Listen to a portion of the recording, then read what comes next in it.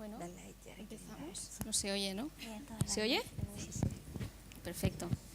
Muy bien, pues muchas gracias por venir en estas condiciones y a estas horas que también, ¿no? Son difíciles. Pero muchas gracias por venir y bienvenidos a esta mesa de mujeres liderando inteligencia artificial. Os voy a explicar un poco cómo se conformó esta mesa, porque viene de una convocatoria que lanzamos hace un mes y ellas presentaron sus candidaturas, ellas y muchísimas más. Lo que hicimos fue conformar un jurado y ellas fueron las 5 candidatas finalistas que están aquí hoy para presentarnos sus proyectos. Veréis que son perfiles muy distintos, hay desde CEOs, desde mujeres que tienen su propia startup, a investigadoras docentes en universidades catalanas. Así que os explicarán sus proyectos. Y retomamos el tema de inteligencia artificial, que ya se ha hablado un poquito esta mañana, pero lo interesante de esta mesa es que vamos a ver casos de uso prácticos. Porque esta mañana en algunas de las intervenciones y de las preguntas, ¿no?, se decía, ostras, pero esto de la inteligencia artificial es real, ¿alguien la usa? Y justo ahora, ¿no?, de aquí a un ratito, pues cada una de ellas os explicará en qué casos de uso se está utilizando la inteligencia artificial y también a qué retos se enfrentan, ¿no? Muy bien, pues lo que voy a hacer ahora va a ser presentaroslas brevemente y después ya haré una pequeña intro y una contextualización un poco de qué va esto de la inteligencia artificial y algunos retos que nosotros nos encontramos también. Y después abriremos turno de preguntas para aquel que quiera preguntar o le haya quedado alguna duda, ¿de acuerdo? Bueno, también estoy contenta de ver que hemos aumentado el ratio de hombres en la sala, porque hemos pasado de 1 a 5 o 6, o sea que está muy bien. Gracias por apoyarnos. Es por la temática. Es por la temática también, sí, exacto. Muy bien. Pues bueno, pues empezamos por aquí, por mi derecha. Ella es Paula, es responsable de recursos humanos de la empresa 100 y viene en representación de Margot Carter, que vive en Estados Unidos, en Dallas, y no nos puede acompañar hoy. 100 es una empresa, es una compañía de las muchas que ha fundado Margot, que lleva muchos años en esta industria y se dedican básicamente a aplicar la inteligencia artificial para mejorar la productividad en ventas. Después nos explicas qué hacéis. Y Paula pues también tiene un recorrido en todo el área de recursos humanos y empezó en su trayectoria en Google, ¿no? Muy bien. Neri va a hacer su exposición en inglés si no tenéis ningún problema, porque es una mesa internacional. Neri es belga, bueno, Paula es argentina y Caterina es búlgara, o sea que, bueno, mezclaremos un poco los idiomas. Y si alguien tiene algún problema, pues traducimos, ¿de acuerdo? El argentino también. En argentino también. Muy bien. Pues Neri es Data Scientist. Ella empezó su trayectoria siendo consultora y decidió montar su propia startup y desarrolla una herramienta, una solución de procesado de lenguaje natural. Y os explicarán también en qué ámbitos lo aplica. Y a mi lado está Ana Freire, que es doctora en Ciencias de la Computación en la Universidad Pompeu Fabra y desarrollan también proyectos muy interesantes en el ámbito de la eficiencia energética y también de la salud mental, y nos explicará un caso muy práctico relativo a la prevención de tasas de suicidio, de casos de suicidio, ¿no?, con datos muy interesantes. Y Caterina se define a ella misma como emprendedora en serie, ¿no? Es doctora en Ciencia de Materiales por la Universidad Autónoma de Barcelona y también ha creado varias startups desde el 2005, está en este mundo, y su última startup se llama Future Data Technologies y también ya nos explicarás, porque yo no lo he acabado de entender, pero me parece muy interesante, porque su propuesta lo que hace es proteger la libre elección de los usuarios en contraste con las propuestas de las grandes compañías. ¿vale? Y por último, María Quiles es ingeniera industrial y actualmente es también investigadora en el grupo MCIA de la UPC y cofundadora de Datium, una spin-off, una empresa que ha creado con otros compañeros de la UPC que se dedican a aplicar la inteligencia artificial en procesos industriales para el monitoreo online, ¿no? Entiendo, y diagnósticos de fallos, mantenimiento correctivo, etc. ¿Vale? Perfecto, pues si os parece, simplemente, bueno, y me presento yo, porque también estaría bien, ¿no? Yo soy Ana Moliner, soy directora en NAE, somos una consultora tecnológica y también trabajamos en proyectos de inteligencia artificial, pero como hoy ellas son las protagonistas, ellas hablarán de sus proyectos. Y yo lo único que haré será una pequeña intro y os contextualizaré un poco de lo que estamos hablando y cómo vemos nosotros también desde nuestro sector cómo está impactando esta tecnología en el mundo. Intentaremos objetivizar algunos datos también, ¿no? Está ya aquí lanzada la presentación. Esto de la inteligencia artificial, bueno, entiendo que más o menos os suena de algo, ¿no? Se basa básicamente en alimentar a algoritmos con información histórica y datos, y estos algoritmos lo que hacen es aprender y extraer información que nos sirve para predecir eventos, ¿no? Pero en realidad la inteligencia artificial la tenemos muy interiorizada en nuestro día a día, aunque no hayamos sido conscientes hasta ahora, ¿no? Todos los días predecimos cosas. Por ejemplo, desde predicciones muy sencillas, ¿no? ¿Es seguro sentarse en esta silla? Bueno, seguramente no, ¿vale? Vas a un restaurante y piensas si un menú te gustará o no, y aquí te basas pues en datos históricos de ti mismo, ¿no? De, ostras, ¿qué alergias tengo? ¿He repetido o no he repetido en este restaurante? ¿Volveré? Hasta predicciones más complejas, ¿no? ¿Voy a llegar tarde? ¿A qué hora tengo que salir de casa para no perder un vuelo, ¿no? Y aquí también puedes introducir variables externas, ¿no? El tiempo, el tráfico, que no dependen tanto de ti, ¿no? También se aplica la inteligencia artificial ya a procesos más complejos, como los recursos humanos, ¿no? Por ejemplo, si queremos, pues eso, ¿no? Seleccionar al CEO de Singapore Airlines, será una mujer.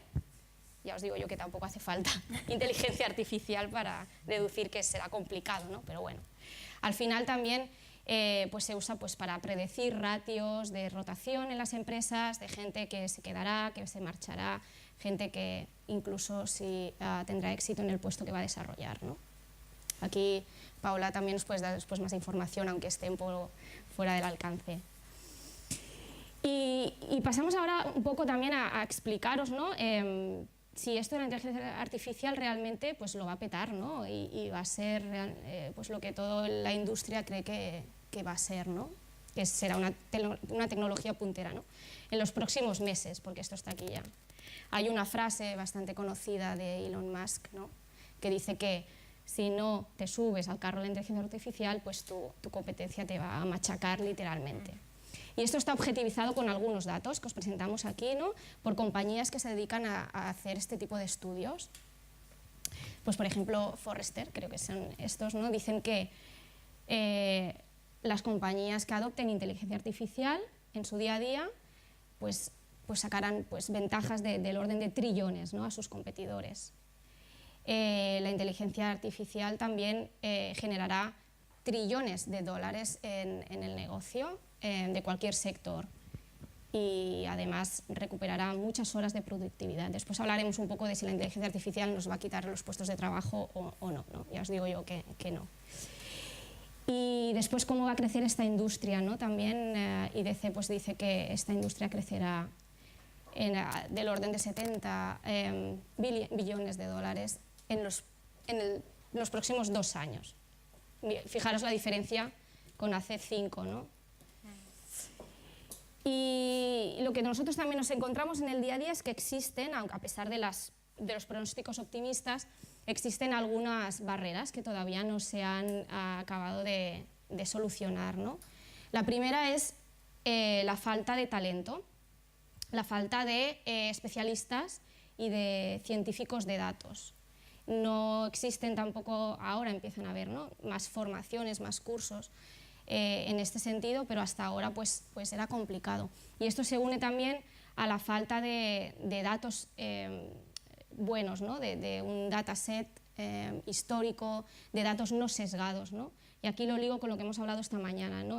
Son en estos procesos de analítica de datos, en las fases de diseño de los algoritmos y también de las herramientas y del cribado de datos, donde es importante que haya un equipo diverso, ¿no? Diverso en género, en raza, en condición, para que estos algoritmos, estos datos no estén sesgados, ¿no? Pero nos falta ese talento todavía. El segundo reto tiene que ver con la falta de conocimiento y a veces la incertidumbre de los inversores a la hora de contratar este tipo de soluciones, ¿no? Todavía no se lo llegan a creer, no saben para qué les va a servir o qué beneficio van a sacar de ello. Nosotros lo que vemos es que es muy importante explicarles que esta inversión, que a veces no es pequeña, la van a recuperar en un tiempo muy corto, porque el beneficio obtenido va a ser muy alto. Y este beneficio se traduce tanto en ahorro de costes, como en eficiencia operativa, como en aumento de la productividad, ¿no? Al final todo tiene una repercusión económica. Entonces hay que hacerles entender que esto es así, ¿no? Y esa reticencia pues la vas rompiendo, ¿no? Y además con hechos y con casos de uso que cada vez tenemos más. Y la última es aún el alto coste, ¿no?, de estas soluciones, pero esta barrera ya poco a poco creemos que se va eliminando, ¿no? Y crear estos equipos de data scientists dentro de las organizaciones cada vez va adquiriendo más relevancia, ¿no? Las grandes organizaciones ya tienen su grupo de data scientists también trabajando. Y cada vez más empresas orientadas al dato, ¿no? Con lo cual parece que vamos por el buen camino. Así que nada, os doy paso ya, empezáis a vosotros ya a explicar vuestros proyectos y si te parece, Paula, puedes empezar tú. Bueno, a ver si se escucha. ¿Se escucha, no? Sí. Bueno, como decía Ana, estoy en representación de Margot Carter, que es una de las fundadoras de la empresa en la startup en la que trabajo. Somos una startup bastante nueva, tenemos más o menos 2 años. Trabajamos aquí, todo el equipo de investigación y desarrollo está en Barcelona, pero también trabajamos con Estados Unidos. De hecho, los 3 co-founders de la startup son de Estados Unidos. Y un poco le voy a relacionar a muchos de los challenges que contabas, Ana, anteriormente.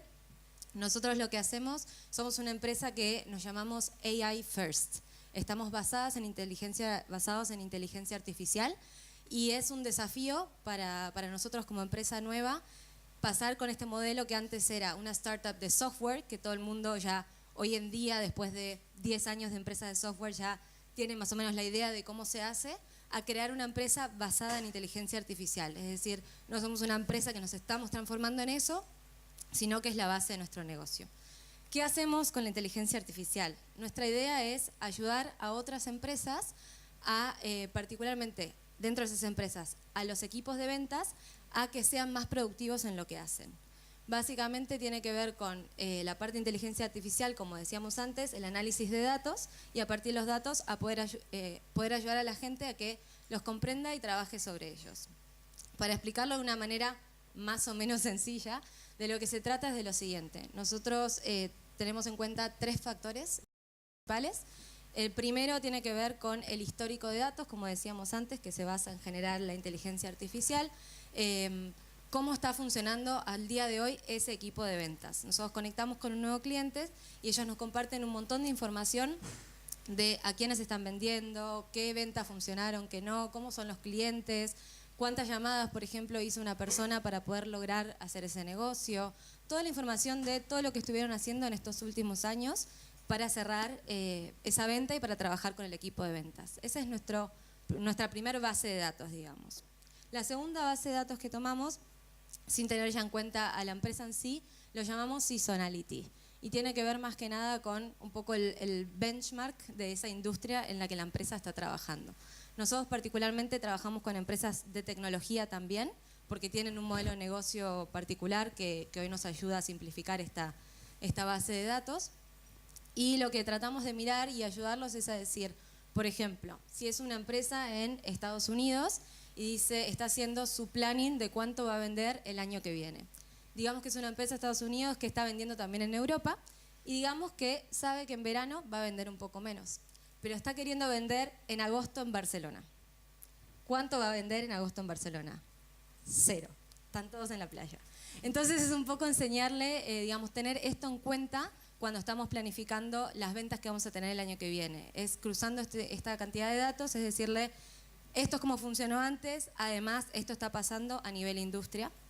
Y sumamos una tercera base de datos, que esta es la parte que yo, siendo representante de recursos humanos, es la que me parece más interesante, porque es la que habla, nosotros lo llamamos en inglés Team Mood, que tiene que ver un poco más con las personas en sí. Entonces, lo que nosotros tratamos de hacer no son solo datos de cómo funcionaron las cosas anteriormente, sino también cómo está el equipo hoy.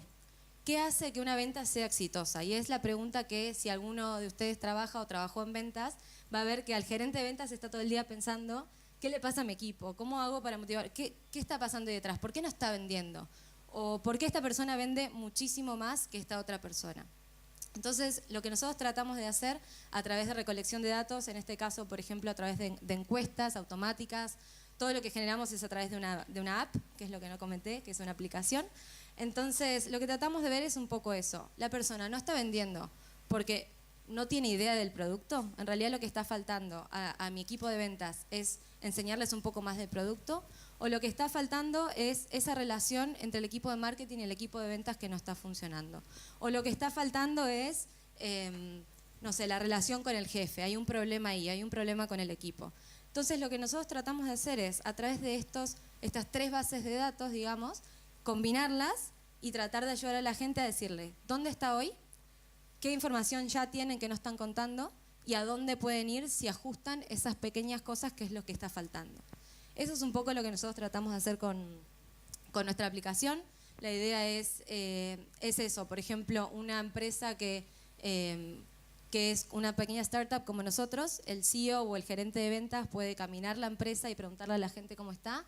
Una empresa que tiene 100, 150, 300 personas en ventas, tal vez se está perdiendo un poco ese dato de qué está pasando en el día a día, que suma a un montón de otros datos más cualitativos, más cuantitativos.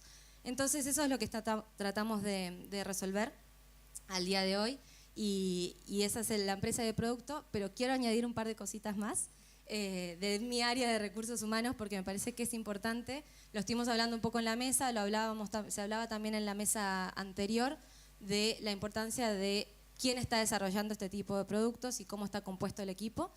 Y bueno, quiero decirlo porque me siento muy orgullosa del lado de recursos humanos. Son 3 cofundadores en la empresa, una de ellas, como le contaba, es Margot, los otros 2 son 2 hombres. Nuestra COO es una mujer. Y lo que me parece también muy importante y muy relevante es contar que la Head de Data Science es una mujer también. Y la persona que empezó todo este proyecto de Data Science desde el día 1, que ahora no trabaja con nosotros, está como consultora porque se fue a Myanmar a enseñar economía, es una PhD en econometría, también es una mujer. Entonces, nosotros, una de las cosas por la cual me siento más orgullosa a nivel empresa es que no tenemos un 50-50, pero tenemos un 60-40 seguro, es decir, 60% hombres, 40% de mujeres. Y es un talento difícil de encontrar, pero es algo que lo sabemos desde el día 1, que queremos hacer ese esfuerzo consciente. Y es algo que se ve en el día a día y que siempre tratamos de seguir fomentándolo, ¿no? Cuando buscamos y ser súper conscientes al momento de reclutar, porque al final nuestros clientes son hombres y mujeres. Entonces, si es una empresa que quiere vender un producto, tienen que entender que el consumidor final está dividido ni siquiera un 60-40, como decían antes, seguramente 60-40, pero más mujeres que hombres, como decían en la mesa anterior. Así que bueno, después podemos charlar un poco más de lo que tiene que ver con reclutamiento y bueno, y también con la importancia de tener data scientists mujeres en el equipo, que es un poco a lo que nos trae. pero eso es lo que quería compartir con ustedes a nivel de lo que estamos haciendo hoy. Muchas gracias. ¿Seguimos? ¿Sí? Sí. ¿Neri? ¿Tienes? Ya estás conectada. Ah. You're already connected. You need Okay. to edit it.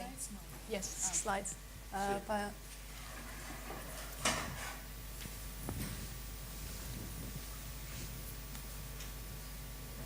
¿No? No, esta no. Sí, está, gracias. Sí, hola a todos. Mi español es no suficiente para una presentación. Mis slides son español. But I'm going to speak in English, so I'm hoping that doesn't hinder too many people. I'm the CEO of Spot Intelligence, and that's a startup that I started this year.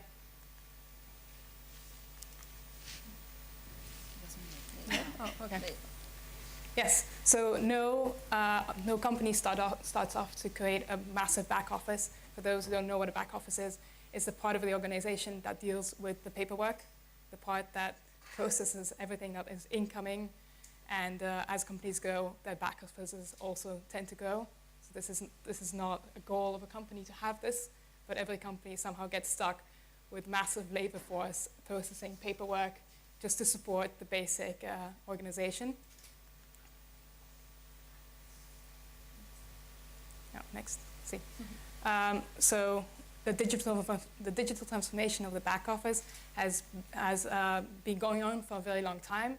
We started with the mainframes and the terminals, which then went to the personal computers, the internet, word processing, to more recently the cloud, the OCR technology, which is the object character recognition, to digitalize documents, to then having outsourcing to India and places where the workforce is cheaper, to SharePoint, where it's easy to share documents, to the place where we are today, where the digital transformations are in full force. Everything's being digitalized. We've got the robotic process transformation going on, and obviously the artificial intelligence. So we've come from far, and we're nearly there and automating it, but we do have to do a little bit more work.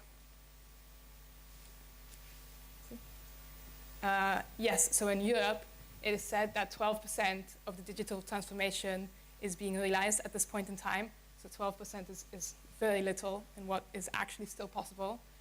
48% of professionals say that the digital transformation is literally hindering their success, while 85% of the professionals say that in the next 2 years, they need to do these digital transformations in order to not get behind on the competition. So it's very important to move and to act now and to implement these technologies.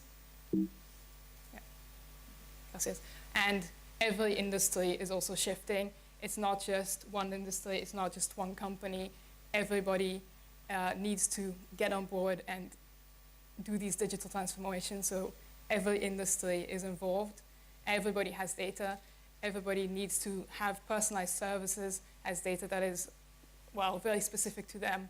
So one solution doesn't fit all anymore. We need to be specific to industries. We need to solve problems that work for them. And we need to do it at a grand scale. That's it. So we need to use all of our data to get these competitive advantages. But then what is stopping everybody? Why are we not already doing these digital transformations? And it's mostly because of documents. Most of our data is just stuck in documents. People are still manually processing them. And businesses still do business with documents. They send through documents to other businesses. When we as consumers apply for loans or just register in a bank, we still have to fill in forms. If we go to a healthcare doctor, we're still filling in forms. So everything is still on documents, and we still need to process that in order to get that into the system.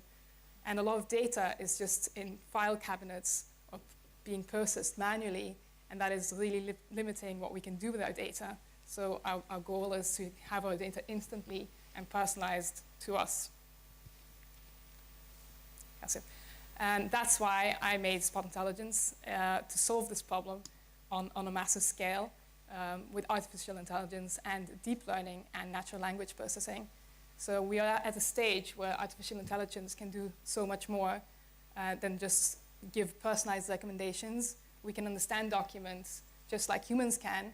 We can understand the nuances of text, of language. We can understand different formats of documents, different kind of documents. It doesn't have to be a fixed form anymore. We can understand content, and deep learning especially helps us to really understand why something is being said in relationship to something else. And from this, we can really get the essence of what is being said and why, so that we can get out small pieces of information and connect those pieces of information to other pieces of information and other documents, and then make summaries of them, so that we no longer have to read several documents to get the essence. So that's really why I built it. It's a complex piece of software because it does quite a lot, but it literally understands what a document is and then extracts that piece of information that is needed. To go into a little bit more technically, I build specific models for specific use cases. So I learn from data, just like we do a machine learning. We take a lot of examples that are already being tagged or not. We look at why certain things are being extracted and not. It's easy to do because most companies already have this process in place. They already have the documents, and they already have some kind of extraction process in place. So it's easy to match it up and to train machine learning algorithms to find these nuances in documents and to learn what these people have found important in these documents. And then we extract that for new samples and unseen data and implement it into companies so that they can automate the entire process. Yes, that is it. It's complex, I'm really sorry.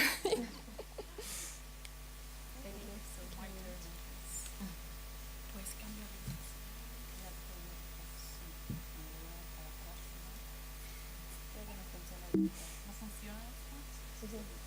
¿No? Vale, te iré diciendo porque tengo un montón de slides, pero bueno, ¿se me escucha? Te voy a tener ahí de reproductor completamente, como esto no funciona porque tengo un montón, pero... bueno, buenas tardes. Como ya me ha presentado Ana, soy Ana Freire. Os voy a decir un poquito sobre mí nada más y después ya pasaremos a explicar el proyecto. No tanto sobre mí, sino sobre el grupo de trabajo en el que estoy trabajando actualmente en la Pompeu. Y se llama Web Science and Social Computing y es un grupo de investigación en el que nos dedicamos a aplicar técnicas computacionales a diversas necesidades de la sociedad. Entonces somos varios investigadores, estudiantes de doctorado, menos de 15 personas en total, la mayoría mujeres. No sé muy bien cómo hemos llegado a ese punto, pero estoy muy orgullosa de haber llegado a ese punto.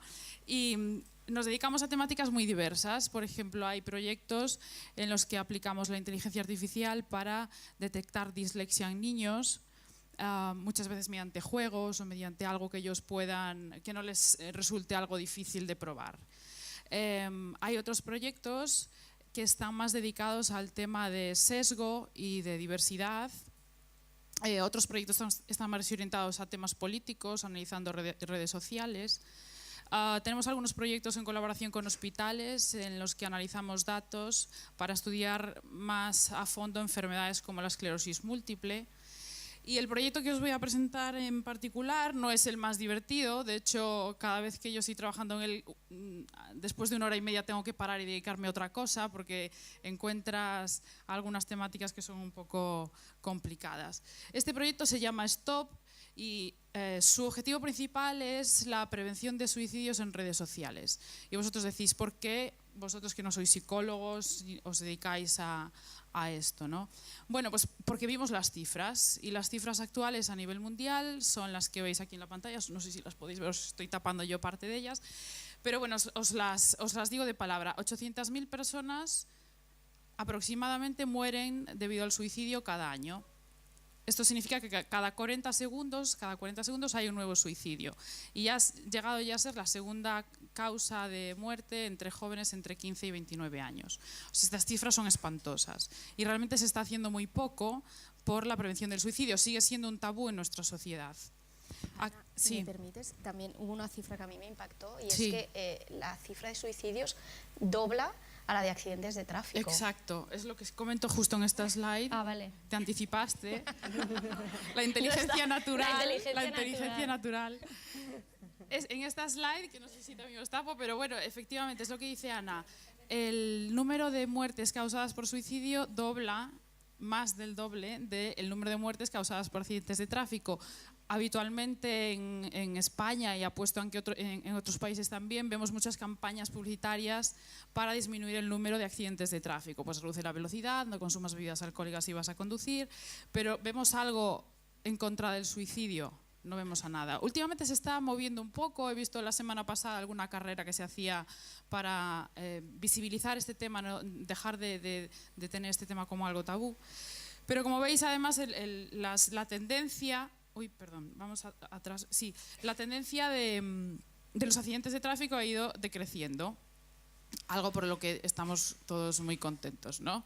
Pero si vemos la gráfica de abajo, desde el 1980 hasta el 2014, es el último año que tengo registrado, es completamente ascendente, con lo cual nos tenemos que empezar a preocupar y que no solo se hagan planes para combatir este problema a nivel de psicología, sino también qué podemos hacer nosotros como ingenieros para solventar este problema.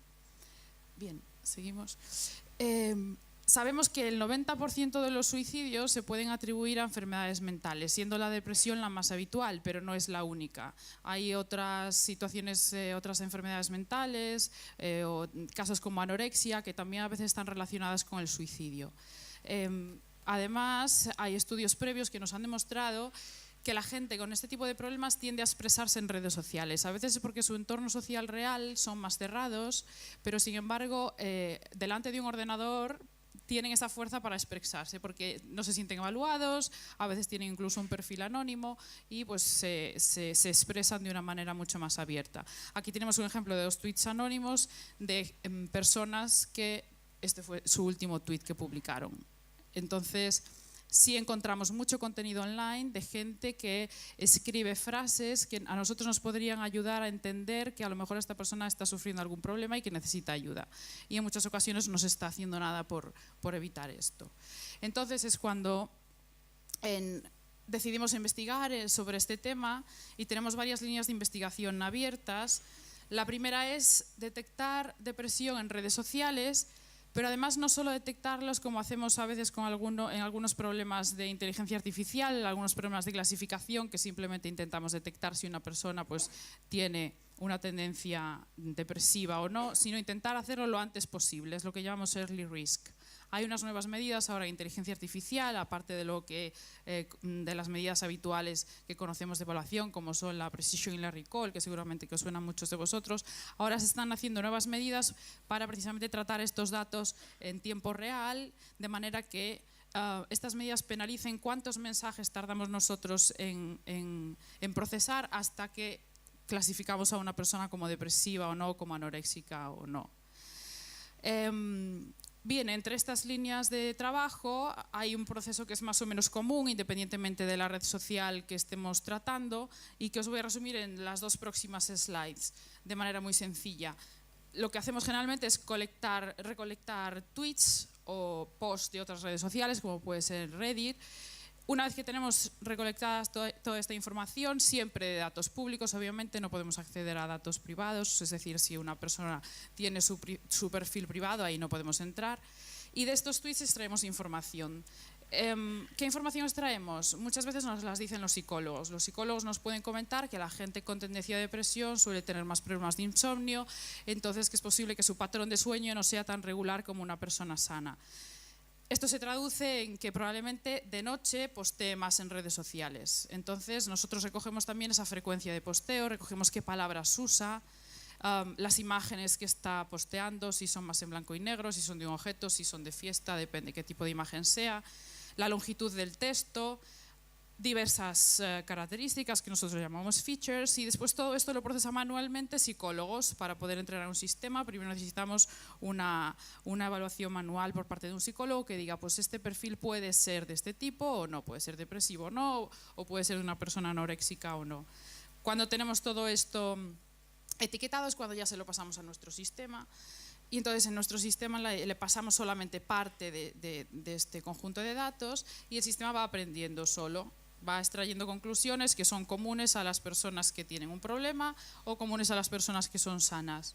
Y con cierto nivel de precisión nos podrá decir, ante nuevos ejemplos, si son sanos o son enfermos. Obviamente estos sistemas no pretenden sustituir a ningún tipo de psicólogo, médico, personal sanitario, sino que son sistemas de apoyo a la decisión. Una vez que el sistema puede lanzar una alarma, ahí sería el punto en el que un psicólogo podría intervenir y quizá ponerse en contacto con esa persona o simplemente de manera automática mandar un mensaje a esta persona por si necesita ayuda con algún tipo de teléfono o email con el que ponerse en contacto.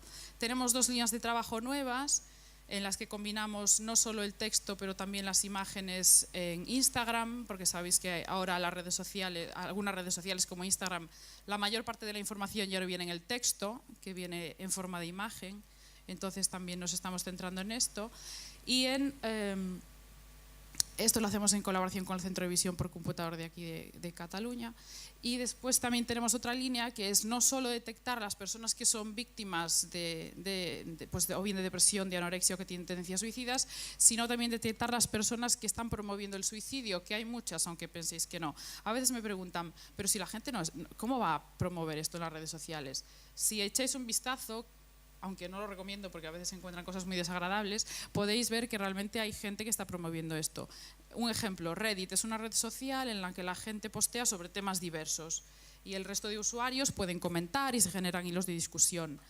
Hay además diferentes hilos de discusión, diferentes foros, algunos relacionados con depresión, otro con política, economía, lo que sea. Bien, pues hay un foro en particular que está relacionado con el suicidio, en el que se garantiza el anonimato del usuario, con lo cual generalmente ahí postean sus cartas de despedida o sus intenciones de intento de suicidio. Y hay mucha gente que en los comentarios puedes ver que les están dando ideas o están incitando a que hagan esto. No hay ningún sistema automático que detecte estos comentarios, entonces cada día hay voluntarios que manualmente se leen todos estos comentarios y borran los que no son apropiados.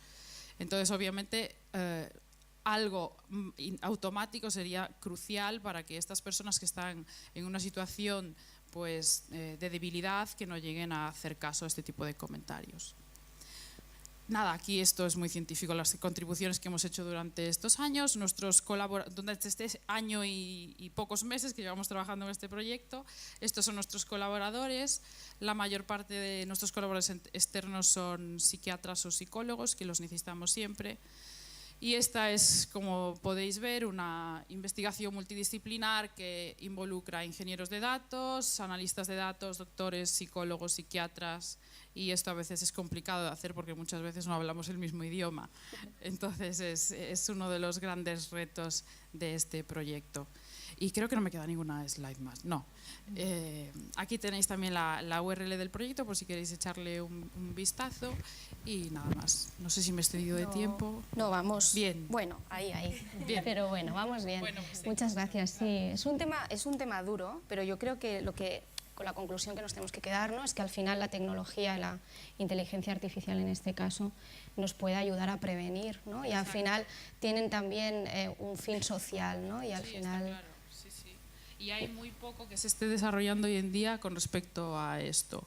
Y es una pena porque realmente redes sociales tenemos la suerte de que podemos acceder a ellas. Las propias empresas Twitter, Facebook, Instagram nos deja acceder a este tipo de datos con algunas restricciones, por supuesto, y es algo que hoy en día todo el mundo usa. Y el tema quizás es el tabú, ¿no?, del tema suicidio. Ese es también. el tabú muchas veces, sí. Por eso a veces no vamos tanto a detectar suicidio, sino a detectar otras enfermedades que pueden ser precursoras del suicidio.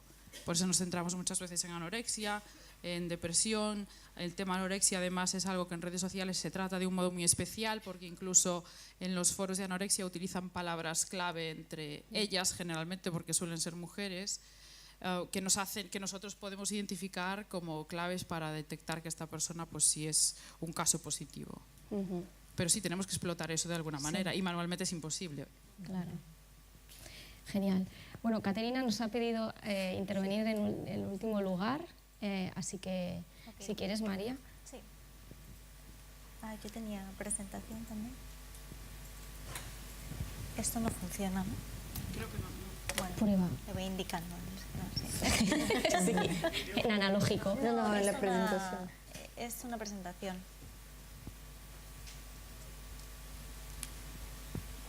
María. María Aquiles. María Aquiles. Sí, sí, la tenías, lo hemos visto antes.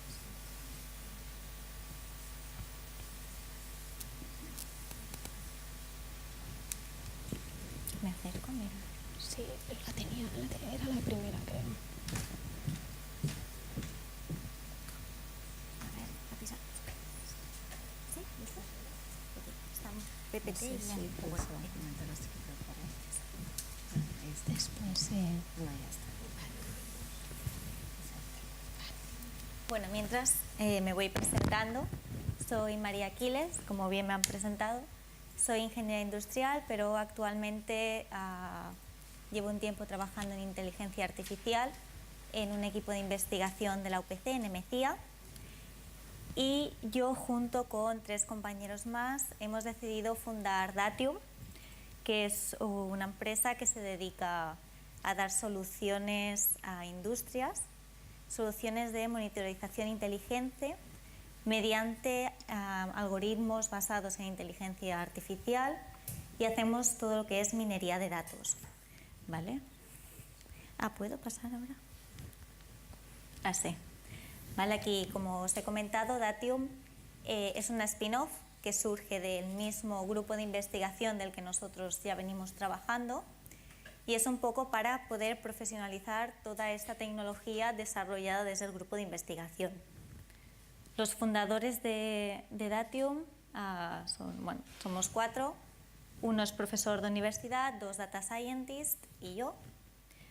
Y bueno, las soluciones que damos son un poquito de monitorización inteligente, todo lo que es mantenimiento predictivo, y hacemos también predicciones de la calidad final de los productos que las empresas de manufactura, ¿vale?, van a tener. Entonces, lo que os quiero presentar es un caso práctico en el cual he podido participar. Este caso, además, el proyecto PowerIF fue seleccionado en uno de los test beds del IoT World Congress de 2018, el octubre pasado, y en el cual pudimos hacer este proyecto para el grupo CELSA, conjuntamente con iThink UPC y el grupo de investigación MECIA. El grupo CELSA es una compañía, es un grupo muy grande que se dedica al sector siderúrgico, y el proyecto PowerIF ha ido destinado a la parte del proceso en la cual se hace la fundición de la materia prima para la fabricación del acero. Entonces, el problema que ellos tenían es que esta fundición de materia prima la hacen con hornos de arco eléctrico, que son hornos que tienen un consumo energético muy elevado. De hecho, tienen un consumo energético medio de 380 kilovatios hora a la tonelada, que al año son unas cifras de 38 millones de euros. Con la optimización que le hemos propuesto en este proyecto, sus ahorros serían alrededor de 1 millón de euros anuales. Entonces, como ya os he dejado entrever, el objetivo de este proyecto es la optimización energética en el proceso de fundición de materia prima con horno eléctrico. ¿Vale? Aquí, no sé si lo podéis ver muy bien, es un roadmap de la metodología que hemos seguido para la realización de este proyecto. El primer paso que siempre hacemos en este tipo de proyectos, y que para nosotros es muy importante, es poder reunirnos y juntarnos con los especialistas de este proceso industrial, de tal manera que nosotros podamos entender cuál es el proceso industrial, entender cuál es su problema y ver cuáles son los puntos más relevantes que nos pueden afectar al objetivo de nuestro problema, que en este caso es el consumo energético. Además, cuando nosotros nos juntamos con los expertos, trabajamos una base de datos, las cuales ellos nos dan acceso. Entonces, el siguiente punto, que es muy importante, además de decidir qué bases de datos necesitamos para este proyecto, es la unificación de esta base de datos y sobre todo lo que más nos cuesta es darle calidad y consistencia suficiente a esos datos para poder desarrollar la algorítmica y tener los resultados esperados. Lo que nos vamos encontrando mucho en este tipo de proyectos es que a día de hoy hay muchas industrias que la calidad de los datos que tienen todavía no es la deseada para poder llevar a cabo la analítica de datos. Entonces esto es realmente un problema. Pero bueno, hacemos una limpieza de estos datos, hacemos un filtrado de todas las anomalías y a partir de aquí consolidamos lo que es la base de nuestro proyecto. Una vez ya obtenemos nuestra base de datos consolidada, el siguiente paso que hemos realizado en este proyecto ha sido la caracterización de la operación normal del proyecto. Esto lo que nos da es un mapa en el cual nos dice cuáles son las zonas, los modos de operación más habituales de este arco eléctrico, ¿vale? De este horno. Entonces, dentro de aquí lo que podemos detectar es dónde se trabaja habitualmente y las zonas donde son outliers, las zonas donde ha habido poco trabajo y que no son representativas del funcionamiento habitual de este horno. Entonces, esto es muy importante tanto para eliminar outliers que no se ven con la simple limpieza de señal por señal, porque a veces cuando estás dentro del rango permitido de una señal independiente, no quiere decir que cuando tú unificas todas esas señales en un solo paquete, digamos, en un solo modo de funcionamiento, ese modo de funcionamiento tiene por qué ser normal.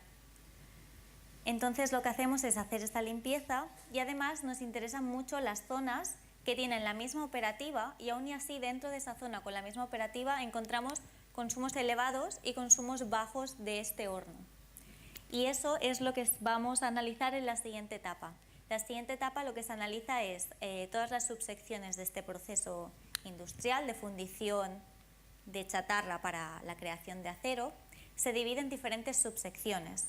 Una subsección es la composición de chatarra, energía química, refrigeración y analizamos subsección a subsección cuál es el comportamiento físico conjunto de toda esa operativa, de toda esa subsección, de tal manera que las caracterizamos por separado para en una siguiente fase poder analizar exactamente qué parte del proceso está haciendo que consumas más en el horno.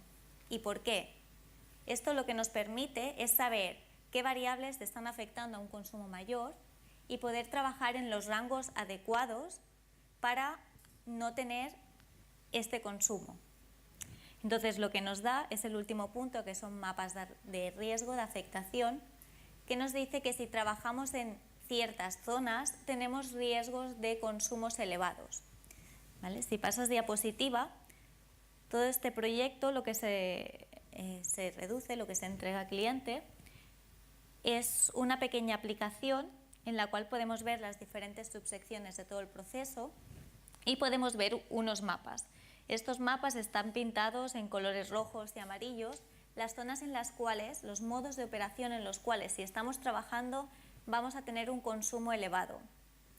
De la misma manera que podemos saber las zonas donde tenemos consumos elevados, también sabemos las zonas donde no tenemos esos consumos elevados, que es lo que permite este ahorro de un 2-3%, que en realidad en un proyecto de estas magnitudes de consumo energético se traduce pues, en aproximadamente 1 millón de euros anual. ¿Vale? Y bueno, este es el proyecto. Pues es tu turno. Sí. Nada, yo tengo un vídeo, pero antes de ponerlo me voy a presentar. Soy Katerina Zalamova y hoy el día me defino como una apasionada a los datos porque tengo una empresa que está trabajando en el Smart City y Smart City sin hablar de datos es imposible. Y al final poco a poco naturalmente llegué a todo lo que es datos y lo que se llama Data Economy, que es un mercado que no existe. Así que si alguien nos dice que hay mercado de datos, verdaderamente hay mercado de software que analiza datos y todo, pero realmente todavía no tenemos una verdadera economía de datos, en el sentido de que los que generan datos venden correctamente o pueden vender en un volumen grande. Todavía es muy difícil hacer marketing y vender datasets. Esto está relacionado mucho con el Open Data del día, que los municipios y los gobiernos quieren abrir los datos y que crean una economía local o global. Y en final, analizando esta industria y con la llegada de la inteligencia artificial, mi primer proyecto era en 2016 a un hackathon de Intel en el Congreso Internet of Things Solution World Congress. Ahí ganamos un premio y era sobre una inteligencia de reconocimiento de imágenes para uso doméstico, para ayudar a las familias que tienen demencia a no perder sus familiares que sufren estas enfermedades. Y ahí empecé mi viaje y llegué a analizar a las compañías que desarrollaban soluciones de estas, su manera de comunicar los beneficios de estas soluciones, su manera de educar la sociedad a la adopción de la inteligencia artificial.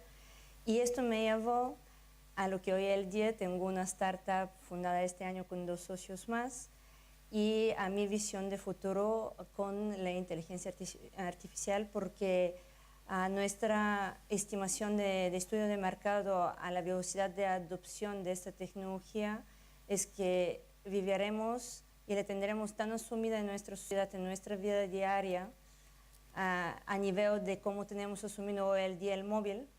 Así como hoy en día nadie se imagina su vida sin móvil, así será la inteligencia artificial para la humanidad de aquí 10 años. 10 años es muy poco tiempo. Es muy poco tiempo para hablar de la ética. Es muy poco tiempo para defendernos contra los riesgos que pueden venir con la tecnología. La tecnología nunca tiene riesgos. Es como nosotros la entendemos, usamos, nos impacta y esto. Entonces ahora os voy a poner un muy corto, es un recorte de una película de 10 minutos de un artista que es crítico a las tecnologías para explicar exactamente el enfoque de la empresa que hemos hecho. Entonces, sí. Big Data 3.0. Hun, how many eggs do you want? 2. Jerry's cholesterol is too high for him to eat eggs. Try giving him some fruit and granola instead. How did she know that? I have accessed Jerry's medical records and biometric data. Okay.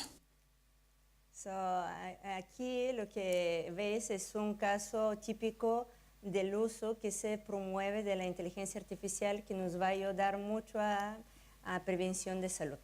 Pero lo que yo no quiero para mí es que una nevera me dice que no puedo comerme el chocolate que a mí me gusta. No lo quiero. Entonces, claro, nuestra empresa, por esto hablamos de defender la libre elección contra las grandes marcas. Nosotros proponemos una aplicación que será una inteligencia artificial al móvil, vacía, que el usuario va a ir educando como un niño. Nosotros estamos copiando el niño humano, como nosotros los humanos nos creamos inteligentes. No pasa en un día, no pasa en 3 horas, pasa en 20 años.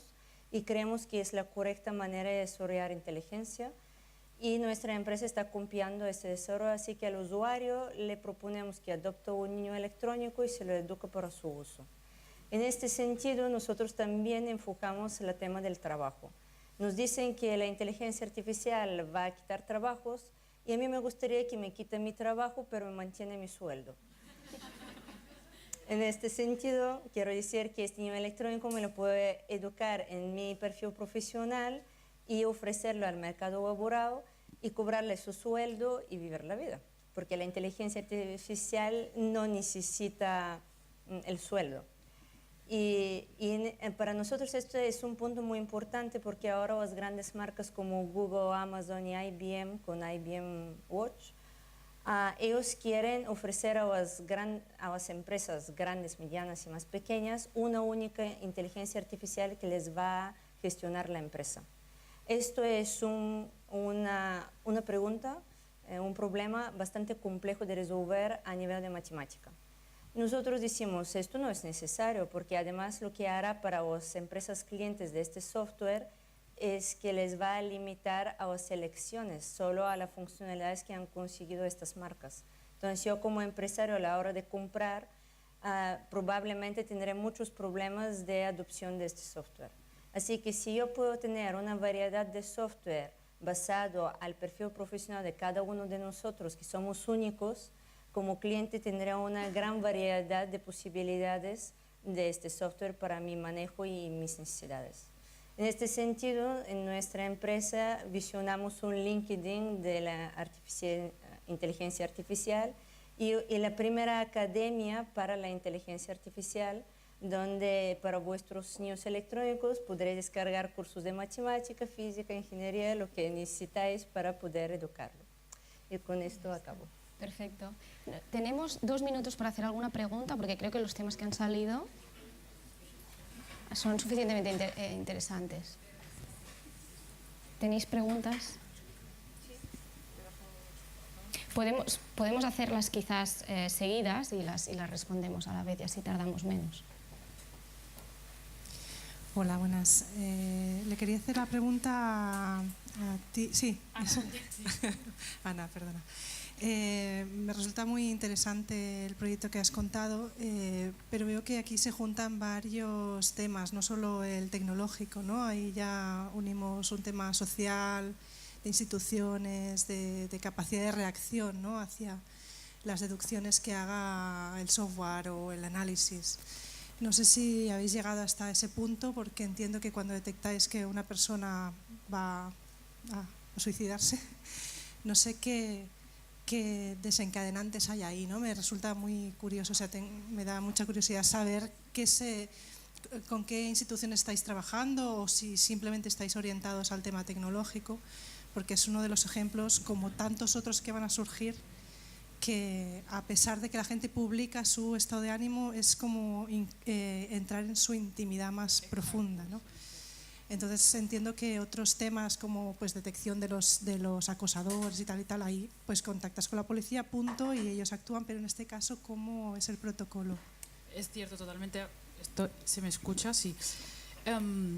Es un problema que estamos planificando ahora mismo porque, como tú bien dices, no podemos hacer una intervención que sea intrusiva. No es como el caso de que una persona sea culpable de algo, que obviamente se llama a la policía o se toman otras medidas. En este caso estamos colaborando con el Hospital de Adolescentes de Sabadell, del Parc Taulí de Sabadell, y ahí hay un departamento que se especializa en este tipo de casos. Entonces ellos nos han recomendado, por ejemplo, empezar con enviar un mensaje nada más. Un mensaje, pues si necesitas ayuda, llama a este número de teléfono. Otra opción sería contactarlos directamente a ellos con una persona, pero eso de momento no lo estamos haciendo porque además tendrías que tener como un pool de personas que estuviesen dispuestas a, en cualquier momento que salga una alarma, revisar todo esto. Si tuviésemos más financiación, por supuesto, pues podríamos a lo mejor plantearnos hacer esta parte. Pero lo que sí tenemos que tener en cuenta, y es algo que no se puede hacer de otra manera, es hacerlo de una manera muy suave. Hay algunas redes sociales que ya están haciendo algo similar. Por ejemplo, Instagram, si tú buscas algún hashtag en la barra de búsqueda de Instagram relacionado con el suicidio, por ejemplo, no sé si es que me sale a mí porque lo he buscado tantas veces por este tema que ya a lo mejor ya me tiene fichada, pero te sale... necesitas algo, tienes algún problema, necesitas ayuda, entonces ellos mismos, la propia empresa se pone en contacto, te puede poner en contacto con psicólogos. Facebook también lo hace, y Facebook además tiene otro método que es amigos o contactos de una persona pueden denunciar, pero realmente no es una denuncia, ¿no? Pero pueden como anunciar a la red social de que esta persona es posible que esté teniendo algún comportamiento pues depresivo, suicida, entonces ellos se ponen en contacto también con esta persona. Es decir, lo hacen a través de compañeros, pero nosotros para llegar a ese punto tendríamos que estar o colaborando directamente con la red social o estar muy seguros de que esa es una alarma para empezar a avisar a personas que estén cercanos. Entonces, de momento, la acción inmediata es enviar un mensaje con un teléfono, lo que se llama hotline, un teléfono de ayuda, y hasta ahí llegamos. Gracias por la pregunta. La última, porque hemos empezado un poquito tarde, ¿podemos hacer una solo?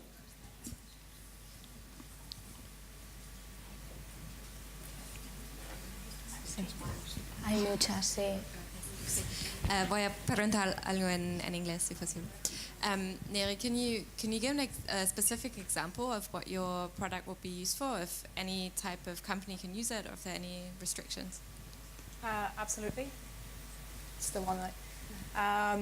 Yes and no. I think there needs to be a specific use case, something that we need to solve, a problem that is there that we need to extract something from, or link something to each other, or get something out of. I don't think you can generally use it, well, you can generally use it to say, read all these documents and get me summaries and get me what would be important to me, but you need to be able to define what that is that you are looking for.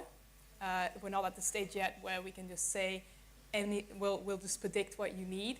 So you need to be able to define and use the data that you have to get out what you need. So you do need a fixed problem, a fixed set of problem to solve. Thank you. Bueno, creo que han quedado algunas dudas pendientes, pero yo os diría que algunas de nosotras estaremos por aquí hasta el final, otras no, pero bueno, os podemos poner en contacto también con las ponentes por si queréis contactar con ellas a posteriori. Y nada, no nos da tiempo ni a resumir, pero bueno, yo creo que ha estado muy interesante la sesión, así que muchas gracias por venir y a vosotros por asistir, y damos paso al siguiente.